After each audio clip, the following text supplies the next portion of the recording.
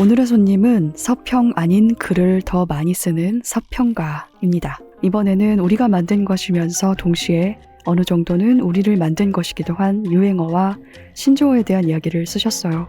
그래서 이런 말이 생겼습니다. 이거 이 어감으로 읽으면 안 될 것 같은데. 뭔가 더 좌절감이 느껴지는 어투로 해야 되는 거 아닌가요? 그래서 이런 말이 생겼습니다. 예, 저자 금정연 서평가를 모셨습니다. 어서 오세요. 안녕하세요. 금정연입니다. 네, 소개를 먼저 하겠습니다. 금정연. 인터넷 서점에서 인문 분야 MD로 일했다. 서평가로 불리지만 서평 아닌 글을 더 많이 쓴다. 요즘 가장 열심히 쓰는 건 일기다.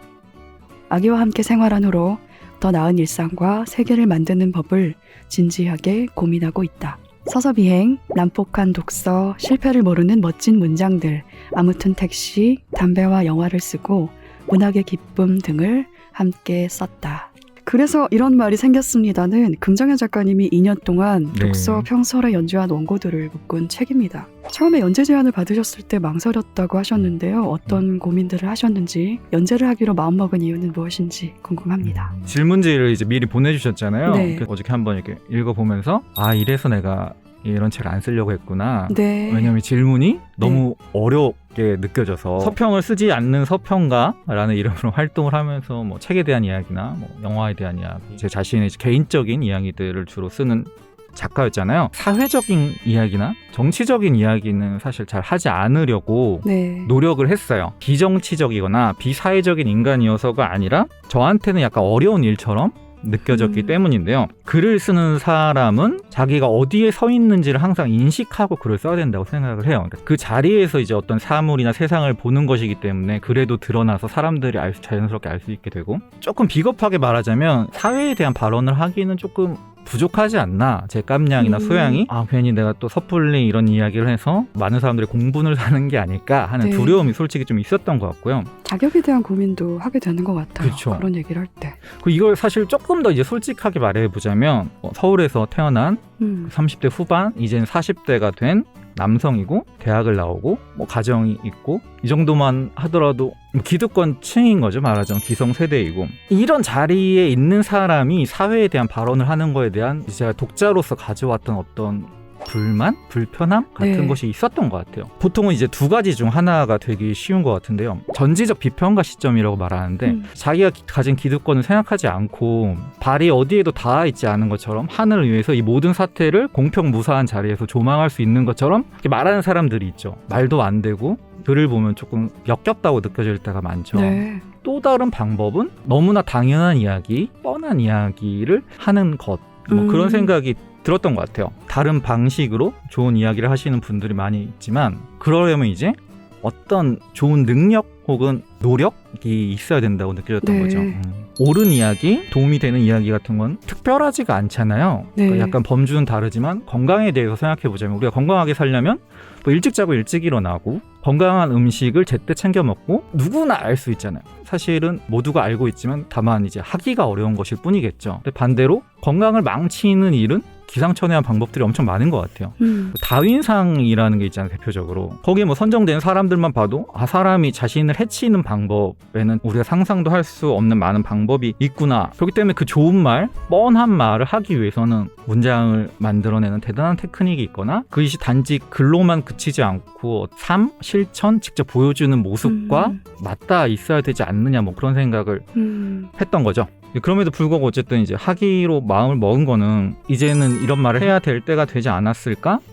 청탁이 곧 재능이라는 이제 블랑시오가 한 말이 있거든요. 재능이라는 게 어떤 사람 안에 이제 잠자고 있다가 외부에서 우연한 계기를 통해 상상하지 못했던 곳으로 데려가는 것이 재능이다. 지금 이 시점에서 어쨌든 이 청탁이 나한테 온 건 내가 이런 걸 한 번쯤 시도해 볼 때가 되었다는 뜻일 수도 있고, 더불어 이제 아이와 함께 살면서 이런저런 이제 고민을 했던 것들을 이야기할 수 있는 자리가 될 수도 있겠다, 이런 생각을 했던 것 같습니다.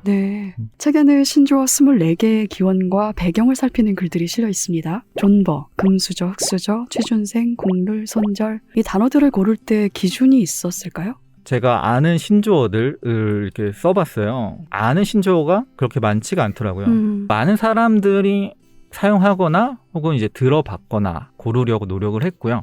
또 다른 한편으로는 단어의 두께라고 해야 될까요? 사회적으로 이제 이야기할 거리가 많은 단어들이었으면 좋겠다는 생각을 했어요. 이 말이 굳이 없던 시기에도 이미 있던 태도들이라서 기시감이 드는가 보다라는 생각도 했습니다. 작가님이 이번 책을 읽으면서 네네. 유행어라는 게 우리의 진부함을 정말 잘 짚어내는 말인 것 같다는 생각도 했어요. 네. 좋은 말씀 같습니다. 네. 클리셰죠. 유행어가 존재하고 있던 감정을 딱 표현할 수 있는 어떤 말이 주어진 거고 그렇기 때문에 사람들이 많이 사용해서 유행을 하게 되지 않나? 뭐 그런 생각도 말씀 들으니까 생각이 나네요. 네. 책의 첫 곡지를 존버로 시작하는 것이 저한테는 대단히 의미심장했습니다. 네네. 금정현 작가님과 같은 원고 노동자로서 제가 무언가를 짐작하고 미리 공감을 했나 봐요. 네, 산문 작업이라는 게 일단은 존버잖아요. 맞아요. 작업 과정이 그렇죠. 엉덩이로 쓴다라는 그렇습니다. 것처럼. 그건 아니에요. 그건 아니고 등 근육과 복근으로 씁니다. 네. 작가님이 이 24개의 말에 대한 이야기를 쓰면서 이 말들이 생겨난 배경 때문에 서글퍼하는 것 같기도 했지만 기본적으로 이 말들은 금정현 작가님이 싫어하는 말들이라는 게 좀 티가 나기도 했거든요. 네네네. 고충이 느껴져서 정말 존버하면서 이 연구들을 모으셨다는 생각도 좀 들었거든요. 이 책을 굉장히 좋은 마음으로 썼고요. 쓰기가 사실 진짜 쉽지가 않았어요. 좋지 않은 뜻을 담고 있는 말들이 많고 그것이 우리 사회를 비춰주는 어떤 거울처럼 느껴졌기 때문에 그것들이 떠올리게 하는 이 사회적인 문제들 그런 것들이 저를 좀 괴롭게 만들었던 것 같습니다. 그 말에 대해서 생각을 한다는 건 그 싫은 말을 사용하는 사람들이나 그 사람 생각을 계속 내가 골똘하게 생각을 하는 과정이잖아요. 그런 의미에서 가장 다루기 힘들었던 말은 뭐였는지 좀 궁금하기도 하네요. 이 책의 마지막 장으로 분리된 틀딱, 맘충, 노키즈전, 혐오 표현들이죠. 이런 것들 쓰기가 제일 힘들었죠. 저한테도 고통스러운 말들이 그 챕터에 모여 있더라고요. 사실 이건 연재 순서는 아니고 6달 동안 원고를 썼다면 저는 아마 연재를 이제 때려치우지 않았을까 그런 생각도 드네요. 홧김 비용을 모두가 지르는 비명이라고 말씀을 하셨어요. 작게 지출할 수 있는 돈밖에 없을 때 홧김 비용으로 사람들이 비명을 대신하는 것 같기도 합니다. 제가 쓰는 모든 비용이 홧김 비용이죠. 늘 화가 나 있기 때문에. 이건 반쯤 농담인데 우리가 돈을 쓸 때 어떤 일을 끝내고 나서 돈을 쓰는 건 스스로에 대한 작은 보상. 그런데 어떤 일을 하던 중간에 돈을 쓰지 않고는 못 베기겠다. 혹은 심지어 시작하기도 전에 돈을 쓰지 않으면 시작조차 못하겠다 라고 할 때 이제 그때 쓰는 게 홧김 비용인 것 같은데 이게 원래 이 말은 X발 비용이잖아요. 그래서 이 비명이라는 거는 X발 비용을 썼어! 약간 이렇게 그게 사실은 맞는 표현인 거잖아요. 홧김 비용이 할까 안누하다 직관적으로 시발점 할 때 시발 비용인 거죠. 그럼 시발 비용이라고 하시죠. 시발 비용? 시발 비용.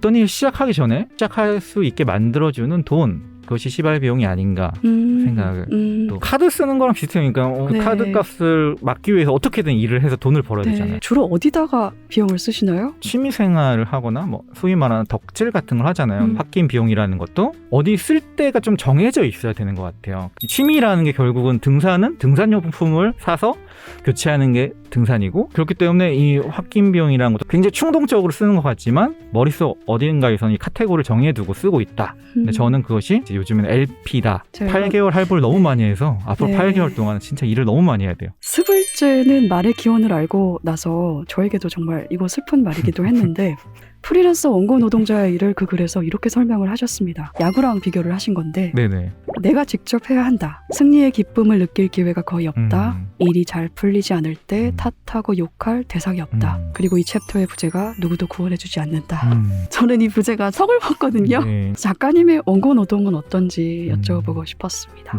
글 쓰는 게 늘 어려운 것 같아요. 특히 어려운 건 뭐냐면 시작이죠. 마감 기한을 지난 다음에야 되는 경우가 많다는 것. 이럴 수가. 그러니까 너무 편집하시는 분들 고생하시겠네요. 그 스스로 불러온 재앙은 원고를 청탁하신 분이 초래하신 거 아닙니까? 맞습니다. 이제 이중의 재앙이 있는 거죠. 하필 금정현에게 청탁하신 분. 저도 그것을 수락한 저도 이제 수불제 약간 죄송합니다.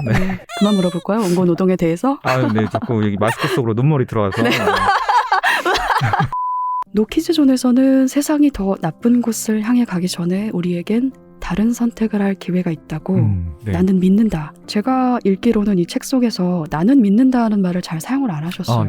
근데 이 글에서는 그것도 또 마침표처럼 마지막 부분에 사용을 하셨더라고요. 나는 믿는다 인 동시에 이제 나는 믿고 싶다 라는 의미가 더 있었던 거죠. 그러니까 세상이 더 나쁜 곳을 향해 가기 전에 우리에겐 다른 선택을 할 기회가 있다.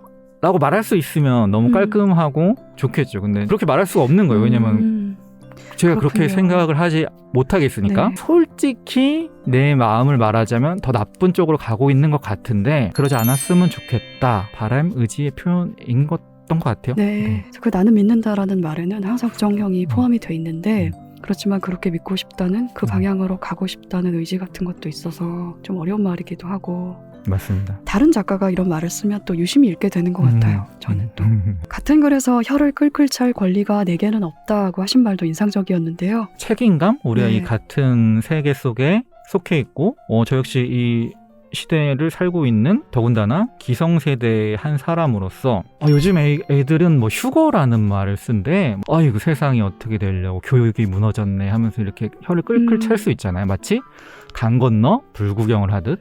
자기들이 그 말 만들지 않은 것처럼. 그렇죠. 사실 다 어른들이 만든 말인데. 맞습니다. 불은 강 건너에 난 게 아니라 우리 옆에 난 거죠.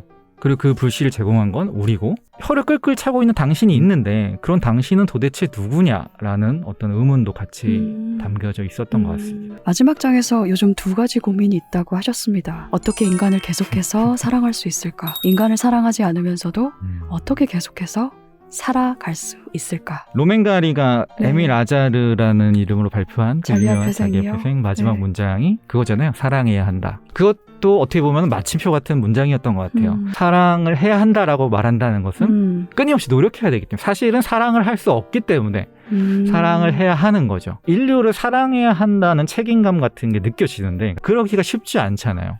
어떻게 인간을 사랑하지 않으면서도 계속 살아갈 수 있을까라는 생각을 또 하게 되는데 내가 나만 생각하는 것 같고 어떻게 또 인간을 계속 사랑할 수 있을까? 진자 운동처럼 이 사이를 왕복하면서 살게 네. 되는 것 같아요. 그 와중에 가끔은 사랑이 생겨나기도 하고. 그럼요. 저는 사람을 어떻게 사랑할 수 있을까라는 질문에는 인간한테 희망이 없다는 깊은 환멸 혹은 절망 이런 것들이 있는 것 같아요. 희망이 없어도 사랑이 가능한 게 또 네. 사람 아닌가. 그것까지 다 생각하면 사랑할 수 있다. 사랑해야 네. 한다. 해야 하는지 모르겠어요. 프리랜서 원고 노동자로서 마감의 괴로움을 솔직하고 위트 있게 말씀을 하시는데요. 요즘 마감을 앞둔 원고는 어떤 원고인지 소개 좀 해주시죠. 마감의 고충 네. 글에 종종 쓰죠. 그 단순히 어떤 뭐 징징거림일 수도 있지만 이런 의미도 있다라는 네. 생각을 써왔는데 어느 날 제 이전 책인 담배와 영화였나 독자 서평을 보니까 이 작가는 돈 받고 글 쓰는데 왜 맨날 이렇게 징징대 지겨워 죽겠네. 이제 그러지 말아야겠다 네. 라는 생각을 하게 되었는데 그게 잘 안 되는 것 같아요. 네. 마감 때문에 어저께까지도 괴로워하고 있었고 집에 가서도 여전히 괴로워할 예정인데 독서평설이라는 잡지에 계속 연재를 하고 있거든요. 일기를 연재하고 있어요. 네. 제목이 일기인가요? 일기예요. 1월 호면 그 전에 12월호의 일기를 제가 이제 제출하는 건데요. 일기가 많잖아요. 황정은 그렇죠. 작가님의 일기, 코장 선택 일기도 있고 버지니아 울프 일기도 있고 네. 카프카 일기도 있고 그 수많은 그렇습니다. 일기 중에서 해당 달을 제가 이제 겹쳐서 이제 쓰는 거예요. 나의 12월 달의 뭐 일들과 뭐 카프카의 12월 달의 일들. 네. 좀 실려가겠다는 그런 의지가. 돌아가서 또 고민해야 되는 마감은 나일선이라는 소설가가 있어요. 네네네. 제가 해설을 써야 나와요. 마감이 지났군요. 아닙니다. 마감 네. 내일 모레인데요. 지날 예정이죠. 네. 앞으로 책이 계속 나오겠네요. 쓸 수 있다면. 네. 네. 기대하면서 기다리고 있겠습니다. 오늘 나와주셔서 고맙습니다. 불러주셔서 감사합니다. 고맙습니다.